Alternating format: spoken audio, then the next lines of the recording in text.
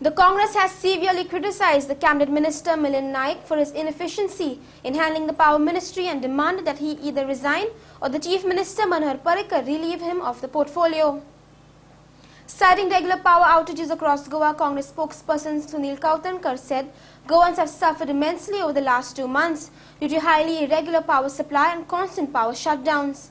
Not a single day passes in Goa where there are no power outages, Kautankar alleged. He said there are several areas where there have been power failures at intervals of every 5 minutes, causing damage to household electrical appliances. Kautankar also alleged that while Goans were struggling in the summer heat amidst irregular power cuts, the minister was enjoying a family holiday in the cool climes of Europe. आम्ही गोयचे बद्दल उलोवया. गोंयांत अच्छे दिन आयले काय ना ते नकळो, पण लोकांच्यो राती पिड्ड्यार खूब जाल्यो ह्या दिसांनी. कित्याक आतां म्हण पावस पडटा तो पावसूय सारको पडना परते पांयांचेर. पावसूय सारको पडना तो पडना आनी लायटी जे प्रमाणे गेल्या इलेक्ट्रिसिटी जो पावर कट्स पावर आउटेजीस जो कंटिन्युअसली पावर एक आउटेजीस जाल्या एक दीस आज गोंयांत असो वचना आनी खंयच्याच भागांत की पावर कट ना.